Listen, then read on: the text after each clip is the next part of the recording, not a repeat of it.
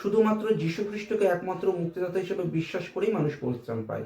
অনেক প্রার্থনা, আরাধনা, উপবাস, দান এগুলো পরিত্রাণ দেয় না। শুধুমাত্র যীশু খ্রিস্টকে একমাত্র মুক্তিদাতা হিসেবে বিশ্বাস করেই মানুষ পরিত্রাণ পায়, পবিত্র আত্মা দ্বারা মুদ্রাঙ্কিত হয়। অবশ্যই পরিত্রাণ পাওয়ার পরে আমাদের উপবাস, প্রার্থনা, দান, পবিত্রভাবে চলার চেষ্টা এগুলো করা উচিত, কিন্তু এগুলো করার মধ্যে দিয়ে আমরা পরিত্রাণকে ধরে রাখি না। এগুলো আমাদের ঈশ্বরের প্রতি কৃতজ্ঞ হয়ে তার প্রতি প্রেম প্রকাশ করে আমাদের অবশ্যই এইগুলো করা উচিত। কিন্তু যদি এগুলো ভুল হয়, অবশ্যই ঈশ্বর শাসন করেন তার সন্তানদের। বিশ্বাসী মানে ঈশ্বরের সন্তান, তিনি তাদের ঈশ্বরের সন্তান হওয়ার ক্ষমতা দেন।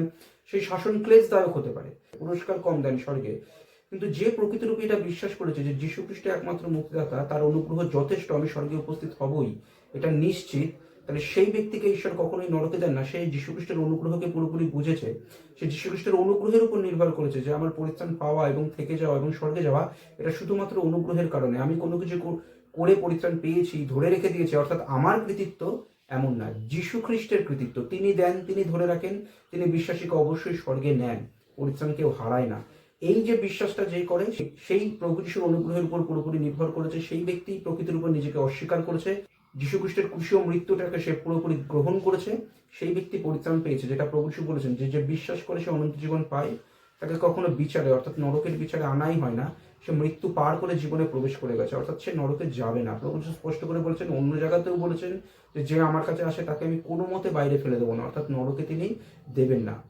অনেক মানুষই আছে যারা যীশু খ্রিস্টকে প্রভু বলে ডাকে, কিন্তু স্বর্গদূত, মরিয়ম, মাতা ঈশ্বর বা বিভিন্ন অন্য ব্যক্তিদের ঈশ্বরের জায়গায় বসায়, তাদের কাছে প্রার্থনা করে, ঈশ্বরের সমান করে, তারা কিন্তু যীশু খ্রিস্টকে একমাত্র মুক্তিদাতা হিসেবে মানছে না।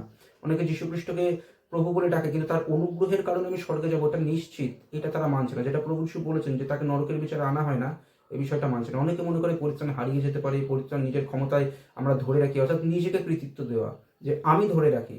বাইবেল বলে এখানে কোনো গর্ব করার জায়গা নেই, মানুষ বিনামূল্যে পরিত্রাণ পায়, এটা ঈশ্বরের অনুগ্রহ দান। বাইবেল বলে এখানে শ্লাঘা করার মানুষের কোনো জায়গায় নেই।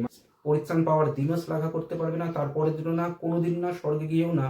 মানুষ কখনো বলতে পারবে না যে আমার কাজের দ্বারা পরিত্রাণ পেয়েছি বা ধরে রেখেছি। মানুষের নিজের শ্লাঘা করার কোনো জায়গা নেই। কিন্তু যারা এটা মনে করে যে আমরা কর্মের মধ্য দিয়ে পরিত্রাণ পাই বা ধরে রাখি, তাহলে তারা নিজেকে শ্লাঘা দেওয়ার জায়গা তৈরি করছে। যে আর এই বিষয়টাই ভুল, এই বিষয়টা সঠিক সুসমাচার না। পিতা, পুত্র, পবিত্র আত্মাই এক ঈশ্বর, যীশু খ্রিস্ট একমাত্র মুক্তিদাতা, তার অনুগ্রহ আমাদের স্বর্গে উপস্থিত হওয়ার জন্য যথেষ্ট।